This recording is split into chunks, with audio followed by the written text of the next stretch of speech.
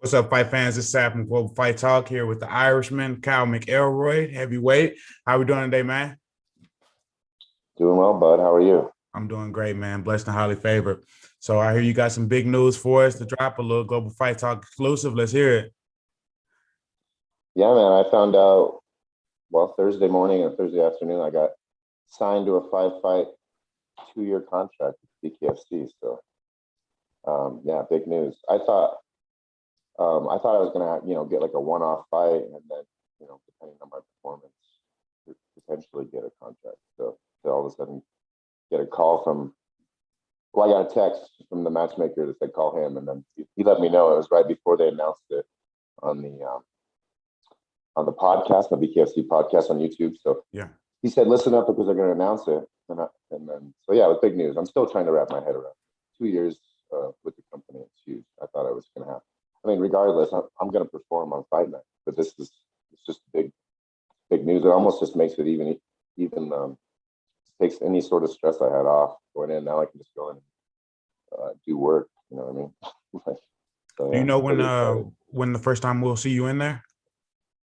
I'm fighting July 23rd, which I've been tight-lipped about because it hadn't been officially announced, but they also announced that on the BKFC podcast. So check out that BKFC podcast on BKFC's YouTube channel. The thumbnail has like Lane on the front and stuff, and they announced me right around the 54-minute mark.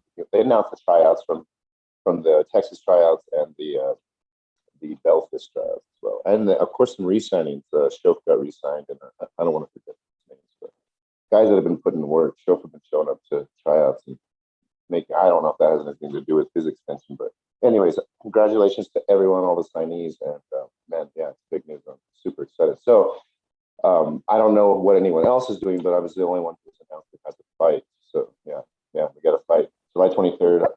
I can't name my opponent just yet. But I do know who I'm fighting. I do know who I'm fighting, and yeah, it'll be a good one. All right. Well, I'm looking forward to it. I'm sure it's going to be a big one. I can say. I'm sure I can divulge something. I can say that he's a veteran in combat sports and with the company. So yeah, it'll be a good one for sure. Excited. Big news, and there's a ton more news. I've got so many things I want to say that it's on the horizon. I can't quite divulge yet, but soon there'll be. It's just like every day's a whirlwind. It hasn't even been a month since the tryouts. It's just like every day is insane, head spinning. So yeah. Oh, and then also I'll be at the. Well, I'll talk about that. I'll let you go. You got me. I don't want to lead you. No, go ahead, man. Drop it. Drop all the news. We want to hear it. Okay. So, anyways, I'm gonna be. There's a tryout Saturday. Oh gosh, I don't want to butcher the date. This coming Saturday. So 1 week from today, there's a tryout. The next tryout is going to be at the BMF Ranch in New Mexico at Cowboy Cerrone's Fight Ranch. So it's a big deal. I'm going to be taking some guys out there myself, and I really encourage everyone who's really active on the forums talking about how they can knock every motherfucker out in the world to go check it out, especially if you're in New Mexico. I don't care what you're doing. If you're badass, you should get over there and do that tryout, because obviously, like, you can get in. And it's not just. Look at Shoemaker. He's a tryout winner. Guy's fighting for a title coming up this month, 226. He's fighting Joey Beltran for the heavyweight title. So I really encourage these guys to go to this thing. It's huge. Not only the opportunity to go to, Leonard Garcia is going to host, and there's going to be I'm sure it's going to be an amazing experience with what goes on over there, out there on that ranch. And again, just look at any post by BKFC. There's hundreds of comments on how, and I can beat everybody ass on the whole roster. Well, let's check it out. Just go to the tryouts. The only way Nate Shook, the matchmakers, made it very clear that the only way you're getting into BKFC is through these tryouts, or if he calls you personally and wants to bring you in, which obviously you're going to have to generate yourself a pretty wild name for that to happen. There's huge names coming in every day to this company, and it's like the sky's the limit. And it's already one of the top organizations in the world, fastest growing one of the top, and I mean, the sky's not even high enough, my man. Right. Yeah, we don't know where the ceiling is for BKFC, because right now there's just so many good fighters that are putting on good fights, and the matchmakers are doing a very good job. The format's really good. They've got a good platform to stream the pay-per-views on. Ticket sales are doing well. So I mean, BKFC is going through the roof right now. So I mean, you got a great opportunity to make yourself a big name in that platform. When you look at the other heavyweights in the BKFC, how do you feel like you stack up? Or that's a dumb question. How do you feel like you're separating yourself from the rest of the heavyweights? You got Frank Tate, Josh Burns, Dylan Kleckler, Joey Beltran, a lot of guys in the big guys. Right. Yeah. It's a stacked division, and there's new guys coming in like Belcher. I don't know if you just mentioned him, but yeah, Alan Belcher's coming into the heavyweight division, and he's a superstar in the UFC for a long time. Fought at middleweight mostly. I think he might have left the UFC at light heavyweight, if I'm not mistaken. But yeah, he's huge now and beast. But that's just one fella. There's all kinds of bad ass dudes in that division. And I'll tell you what, as far as like marketability goes and things of that nature, I think there's a lot of potential there. There's a lot of guys that are exciting. Like the idea of fighting certain guys are exciting. And but I also think it's done right, it's a pretty quick road to the title. So no offense to anyone, but I think that people want to see the big guys fight, and you can make yourself a name pretty quickly if you know what you're doing. I'm a self-starter. I work hard. I don't stop working when I can. You know what I mean? And I've got, of course, you're only as good as your last performance, and I don't have performance to base things off of. So I get to come in as essentially a wild card. So a lot of it's going to be based off this performance in July, but still, I'm already starting to create a buzz. Obviously, making it through the tryouts and being one of the selected signees is they saw potential in me. I mean, I had to put out, like, if you didn't show up in shape to that tryout, you were gonna look like shit by the time you had to go hitting heavy bags for however many rounds in a row. And they had us separated into 3 groups. So some lucky chaps got to go straight to the heavy bags. Some of us had to get super tired first and then go and try to look powerful on those things. And the last thing we did, as you know, because you were there covering it, was that punching sensor. And again, you got to perform those times. And I give a lot of credit to. I'm a CrossFit coach at TBE CrossFit in Los Lunas, New Mexico. And if it wasn't for, I recently just lost a lot of weight and did a real big transformation in my life. And if it wasn't for CrossFit, there's no possible way that I would have even survived that tryout, much less made it through with the contract. So again, I have combat experience that is now having to get dusted off. And then, of course, the time that I haven't done any sort of training or unsanctioned fighting, the wheels have definitely been turning, and there's a lot of shit that's not been utilized in the sport. And I'm not going to pick apart anyone today. I'm not going to call out any dudes, but there's a lack of movement in the heavyweight division. I'm sorry. I mean, I could throw out a few names of people who can move, like I don't know, Adams, that guy can move. He came off of the couch. He had a hard time getting his ass into the. He talks about all the time. He couldn't even get pro boxing matches because you don't have an amateur record. I know exactly how that feels. I've had doors shut in my face for a long time because there was a long time where I didn't want to do this. My brothers competed in pro mixed martial arts and boxing, and I pretty much had an aversion to anything that they did. So I wasn't going to. They got to it first, and I did my own thing. I went into music and entertainment and other directions, but the combat thing always stayed there, at least in some regard. And then eventually I was like, you know what, I'm going to go for it. And yeah, it's not so easy when you're already like 32 years old and trying to get into combat sports, and there's not a lot of organizations, at least at that time, which was a few years ago, that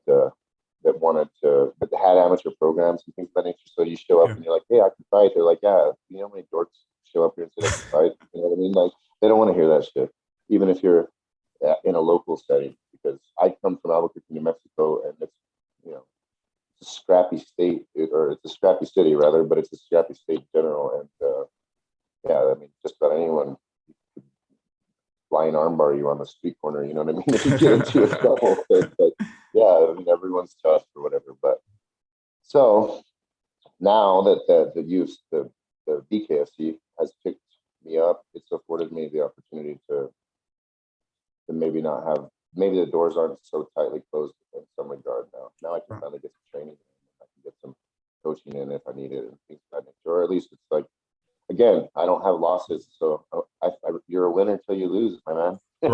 Right. 100%. So you're 37, correct? 37. Okay, so you're just now getting into the combat sports. Like you say, you've been in CrossFit for how long? Oh, well, my first introduction to CrossFit was in like 2012, where I really got into it. Had a big kind of uh, before and after evolution back then, and then, you know, it stuck with me. But I had recently just kind of gotten into, well, like it'd been a rough couple of years, I suppose, and I hadn't done any sort of athletic training whatsoever for a good portion of 3 years. So coming into the end of 2020, the beginning of 2021, I was close to 300 pounds and couldn't move very well. So I decided to go back and start training at CrossFit. And then it just so happened that I was putting in a lot of work 7 days a week. And I don't recommend coming off the couch doing CrossFit 7 days a week. CrossFit's not designed to be a 7-day week program. It's essentially 3 days on, 1 day off, 3 days on. It's recommended, but I had to pedal to the metal, because if I took a day off, I had a feeling I'd slip, and then I wouldn't like keep progress. And then, but you get 2 days off, 3 days off, 4 days off, 2 weeks, you ain't going. I ain't going back. So it was like that. So anyways, I had this rapid kind of progressive transformation, and then it's just circumstantially. I know the owners of the CrossFit gym, and I just kind of threw my hand up just if they needed any coaching. So I went and got certified as a CrossFit trainer, and I've been coaching. And so that essentially, that's what I absolutely attribute being able to even make it to the tryout, or have the guts to make it to the tryout, much less go through it and win. So, yeah, CrossFit, but combat's there, combat training's there. And you know, my camp's short. I'm fighting on the 23rd. I don't have a lot of time to get sparring in, and there's just not a lot of heavyweights there's plenty of heavyweights. I'm training right now at Jackson Wing in Albuquerque, and they have a ton of heavyweights. It's just that BKFC is new and bare knuckles new, and a lot of people don't even know the rule sets, and it's just how to train for it. We're on the ground floor. We're like beta testing. It was outlawed for 130, 20 something years until Dave got it sanctioned again. So yeah, it's just figuring out, like, you know, Jackson Wink is a fight gym. It's not. I mean, they have boxers, they have kickboxers, they have. I mean, it's an all-around fight gym. It's not like they just have martial arts or mixed martial arts, rather. But I'm just trying to figure out where to fold in right now, as far as like getting classes and stuff like that, because, you know, I don't necessarily want to be kickboxing right now. I want to focus on just the tools I get to use inside the 22-foot circle we're going to be fighting in July. So yeah, it's just going to take a little bit of time to figure out like what. But you know, it essentially mid sessions with some amazing striking coaches, and like I haven't had a chance to link up yet, but you know, like Mike Weeklejohn, the coach, one of the obviously the legend. Jackson, the legend Mike Weeklejohn, the world renowned, is you know, he's a 17-time world champion boxing coach. You know, Holly Holm got those titles under his tutelage. So there's definitely boxing training to be done there. Just we'll have to figure it out. And again, I think people are excited about BKFC and like, hey, what can we do with this, with these Tide plums and these whizzers and underhooks, and what can we do with that stuff? And I absolutely intend on like showing some shit in there that people haven't seen. Like I move different than most heavyweights, so I got a lot of my feet move while we're in there as well. So yeah, we'll get some cool stuff maybe you haven't seen in there. I feel like as much as there's a bunch of brilliant people with a bunch of amazing resumes and repertoires of awesome strikes and things of that nature, I still feel like there's the BKFC is on the ground floor, especially in the heavyweight division, as far as what can be done in there. We're only beta testing this shit, like shit that gets implemented in these next, however many shows, the next dozen shows might get put into effect. People are going to train that, and that's what we'll see for however many years to come. But we know right now, we just want to reference nerve kicks to the back of the knee, the calf kick, like new things pop up that all of a sudden, like, what? Why weren't people doing that? So, but a lot of things are going to pop up and be in bare knuckle like that. It's going to be like, oh shit, oh yeah, thought of that. So we got a promotion. We got a promotion like that. It's kind of weird to look at it that way, but it's 100% true. It's a lot of things that people haven't caught on to yet. A lot of things that people haven't got the opportunity to see how effective it is. But when you're somewhere like Jackson Wink with so many amazing athletes down there, and it's an absolute like ocean. There's no, like, you can't measure the depth of knowledge. Right. It's like you've got a wonderful opportunity to be that guy to introduce to certain things that people haven't seen yet in the BKFC, and that's got to be exciting, man. That's got to be exciting. Yeah, I'm really excited. I'm excited about things that don't get utilized, like scratch lines. Like, I can't. It's incredibly frustrating to want to engage with someone who doesn't want to. I love that we're starting in the pocket. I don't know why, but they say ding ding ding, knuckle up, whatever. And I don't know why, but I reckon 90% tense up and take a back step. It's interesting. So I think that there's some fun to be had in there. Like, I mean, obviously it's sort of 50-50 in there if everyone just throws right off the bat. But I'm excited about things like that. I'm excited that there's not a lot of give to those ropes. You can't just go utilize them to, like, I think that Tyler Goodjohn recently said that they're like steel with a little padding that feels like slamming into a wall. So yeah, I mean, I'm excited about these kind of things. That's my milieu. The whole fighting in dangerous situations. I have more combat experience in non-sanctioned bare knuckle fight than I could have ever imagined training martial arts, wrestling, boxing, kickboxing combined over the course of 15 years. Like, so that's, I understand fully how long it takes for lacerations to heal. I know that every time I've had cast on, it's going to take it 6 weeks unless I just chop them off myself. So, which has happened plenty of times that I've cut cast off with, and it's not as easy. I don't know if anyone who watches this has ever tried to cut a cast off, but you end up using every tool that you find in the garage. You're like, I used a hacksaw, I used vice grips, and like, they don't come off. But yeah, you're like, all right, I got to scrap this week. I'm going to make some cash. Let me cut this thing off. So yeah. Did you watch the fights on Thursday? Which fights we're talking about? The PFL fights. Oh no, I didn't get that. I didn't get a chance.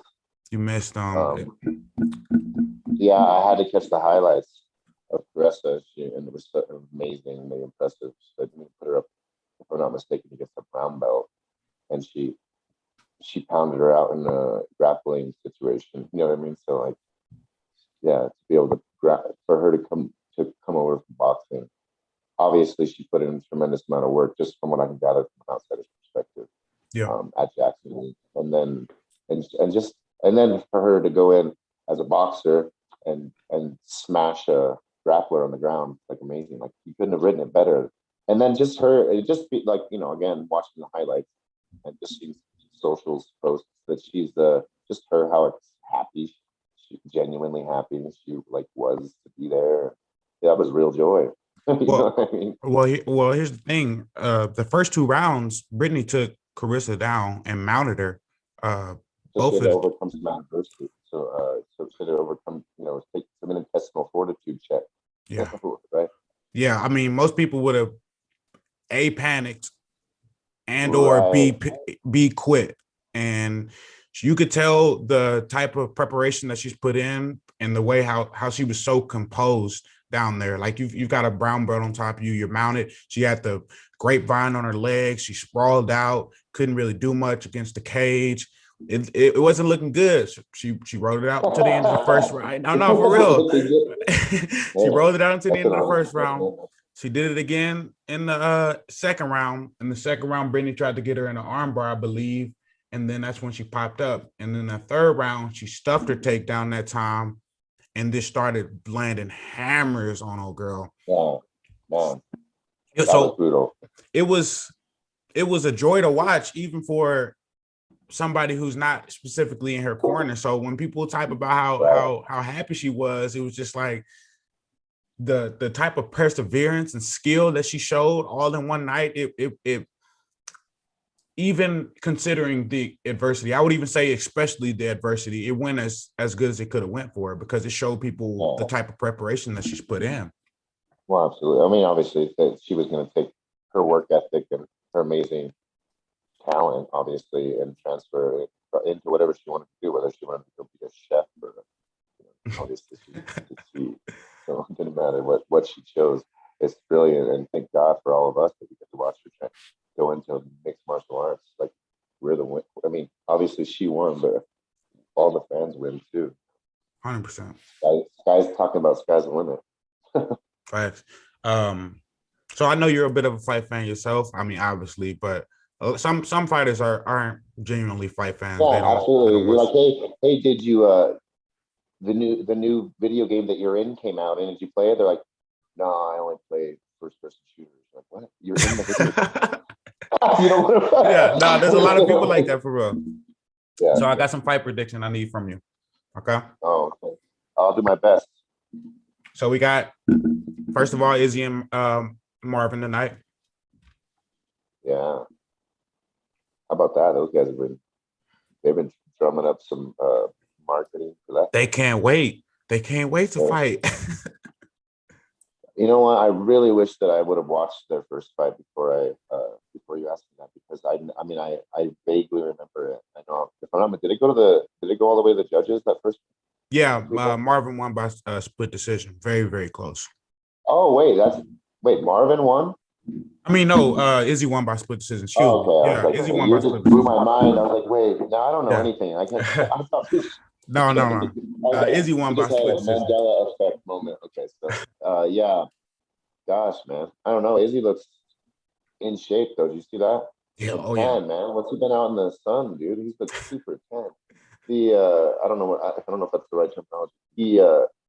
He's been like, it's like he's been running on the beach, or I don't know, man. He looks in shape. He looks fit. So, and he's pissed. I mean, obviously Marvin's gotten under his skin. So yeah. Gosh, man, I don't know.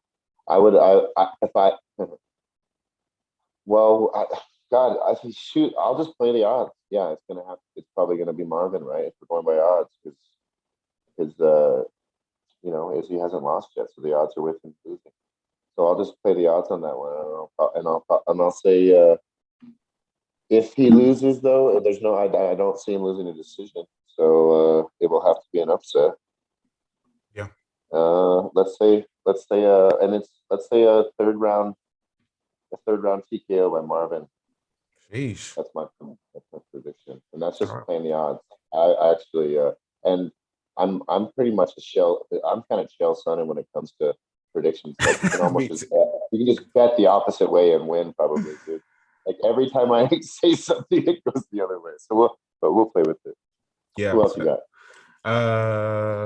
Kamaru and Covington 2.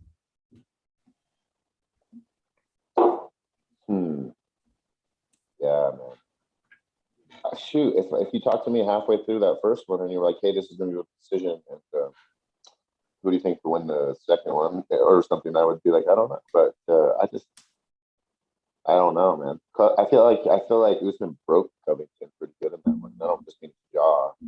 So yeah, I don't see Covington taking that. And I have a feeling it'll be an earlier stoppage than we saw the first time. Yeah, it'll probably, and I think it'll be like sleepy time too. I don't think it'll be TKO. I think it'll be a straight knockout. You think he'll sleep him? Early stoppage, early knockout for Usman. And probably really. I would hate That's to my see guess on that Kobe, one. even as unlikable as a personality he's put out. I really hate to see Kobe get just brutally knocked out like that because he's Yeah, such a I good mean, fighter.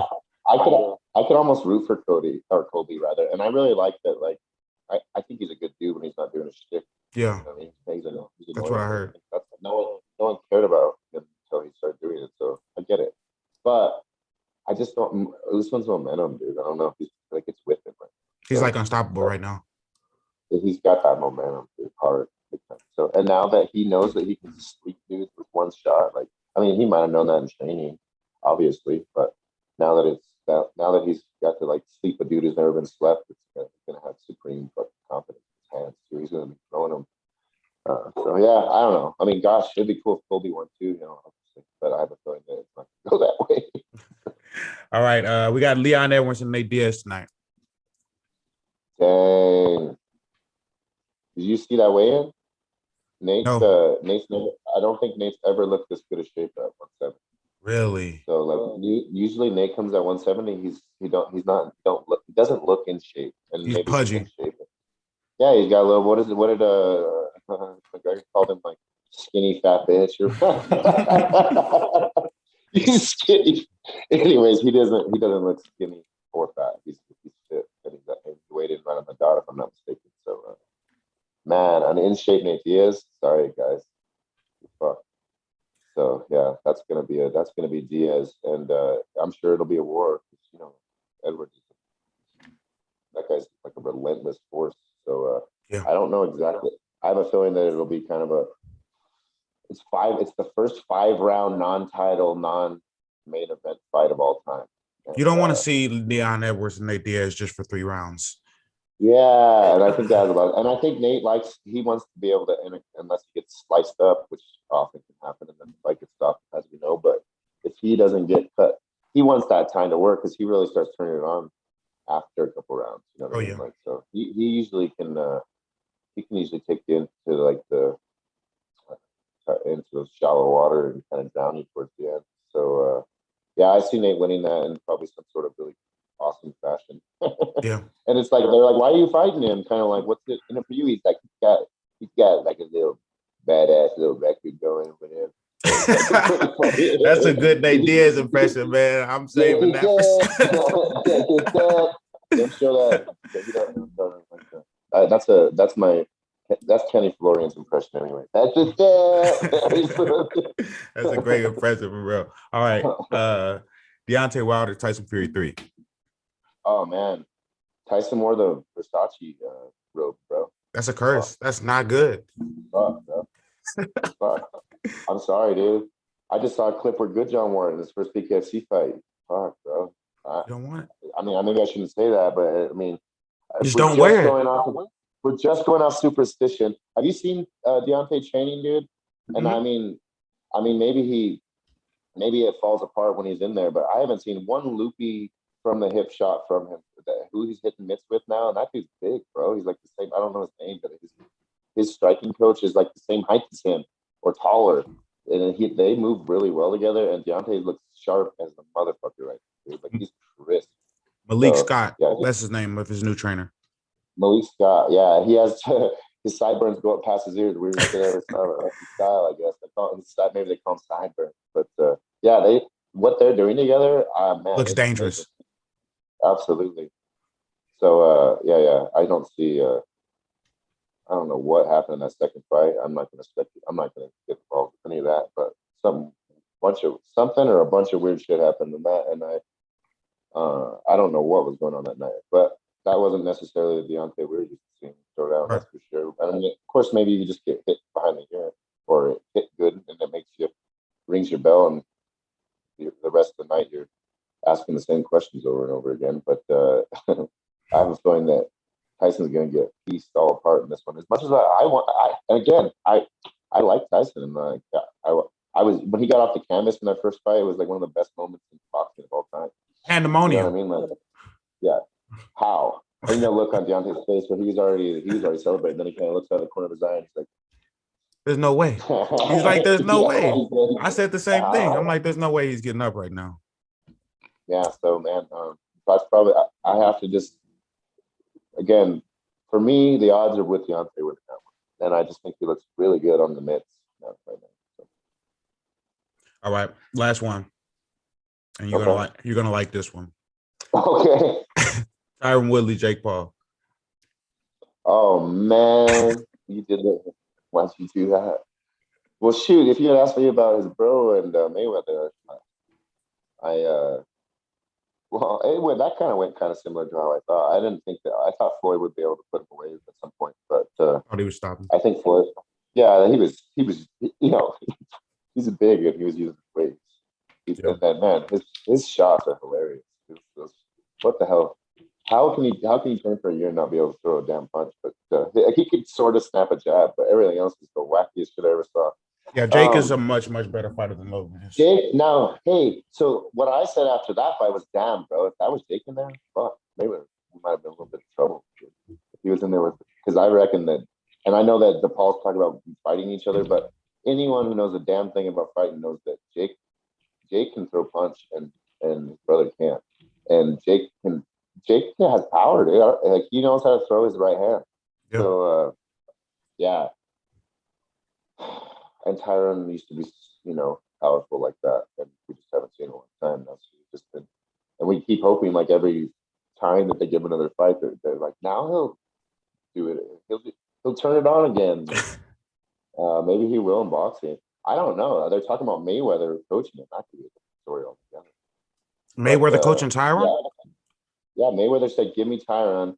We'll train him." And then Tyron's like, "Yeah, I'm going to go over there and get trained." So Mayweather's talking about training Tyron, and I guess they kind of have a rapport already. So that could be a different story. But with that, let's curb that and not. Yeah, we'll just leave that outside variables. Of the equation. No Mayweather variable. I think Jake's going to knock him out, dude. I'm sorry. Really? Yeah, Jake's going to knock him out. See, I'm sorry. And it's probably, it sucks too because I know that like from my perspective, they're like, well, what do you know? You don't have the pro fights to back up your talk. But Jake's gonna. I have a feeling Jake's gonna knock him out. so I feel like Jake's really smart. He's being really strategic about the fights he's taking. He wouldn't take that fight if he didn't knock him out. So. But here's the thing, though. I believe that's kind of what's gonna be a hindrance to Jake's career.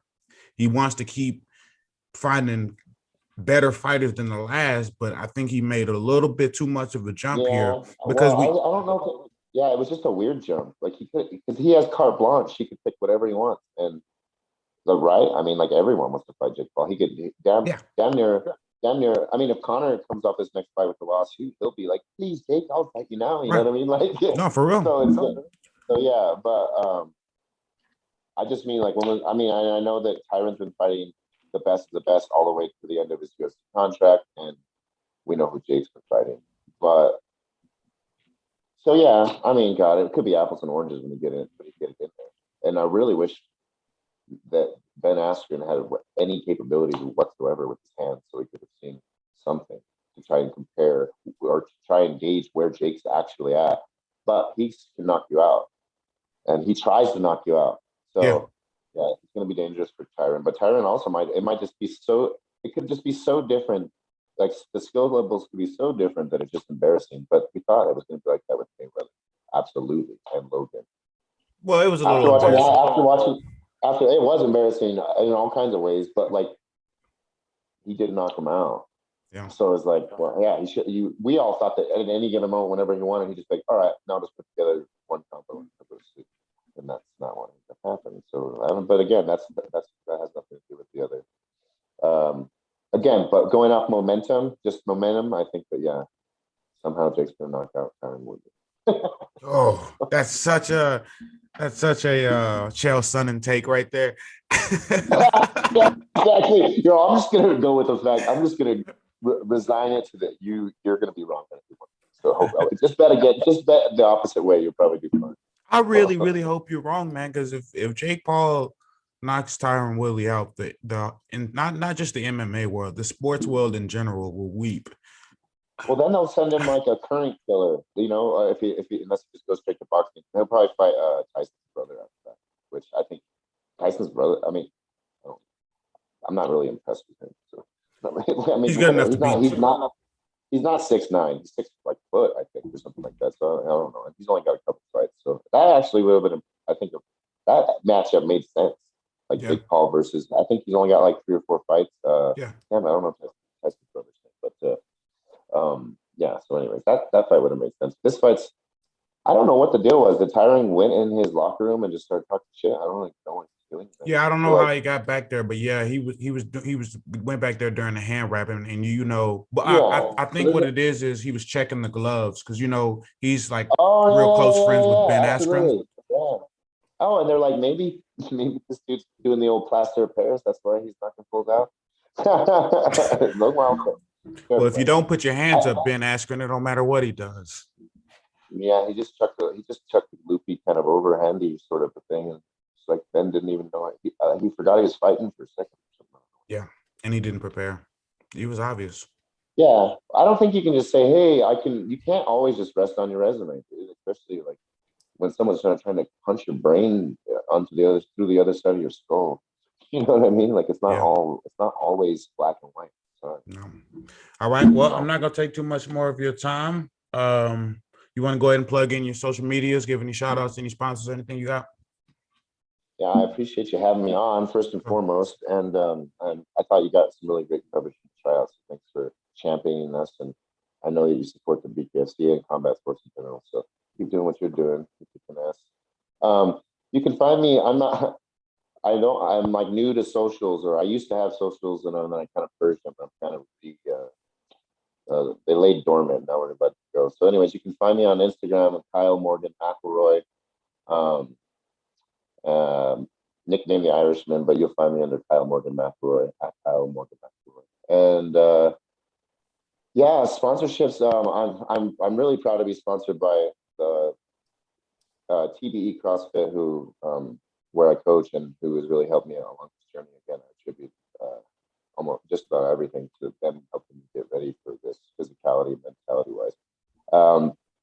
But no, Mary Jane's House of Glass, which they were event sponsor for BKFC 12, and they've been really great for me. They sent me out so much CBD that recovery stuff that I don't even know, dude. Like some of this stuff, I'm like, how would I ever even survive without this? like these like Tiger Balm kind of roll on. I'm like, oh, you put that on your store or whatever, and it's almost instantly it feels better. I'm like, anyway, so those guys take fantastic care of me.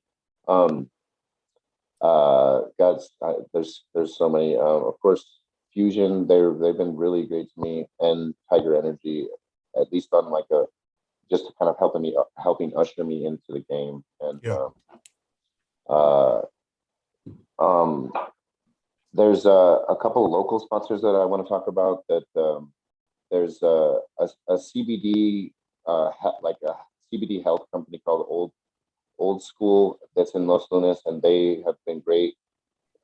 They've supported me again with helping with my recovery, and everyone's just doing really great. Lazy R Leather is another. They're doing a custom BKFC like logo for my gear bag that these guys do some sick stuff. So I think once this thing gets made, I'm gonna post it, and I have a feeling that BKFC will repost it. It's gonna be cool. So like those guys are gonna help me. But F4 Studios is gonna make my ring wear, which those guys they do Chris Cyborg stuff, they do Broner stuff. Like it's huge. Like those guys have been really great. They're doing a collaboration with me, and they're gonna make some really cool stuff with the Irishman. Yeah. And there's more cool stuff to come. I don't want to announce too many more things, but we've got some cool stuff coming. So there's gonna be the Irishman. We're gonna have some gear coming out and stuff. We're gonna have some cool stuff coming out. But we'll keep that under wraps a little bit later. So, yeah. Well, definitely hit me up when you get that out. Very interesting. Sure, I'll keep you posted. There's like I feel like every day it's like rapid fire with like keep close to the chess announcements, but you can sprinkle little bits here and there as we go along. So yeah, I'll keep you on the loop for sure, man. Appreciate you, man. And what's that fight day? One more time. July 23rd, we're fighting BKFC 19. It's the headliners Paige Van Zandt versus Rachel Ostovich. It's gonna be a huge card. So yeah, keep your eyes peeled.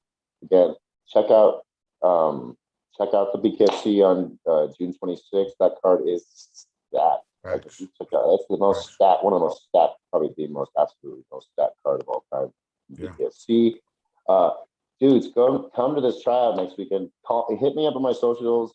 They want me to bring guys out there. I'm gonna take some guys out there. They get online and apply. You have to apply for the tryouts at BMF Ranch, Cowboys Ranch. Apply for the tryouts.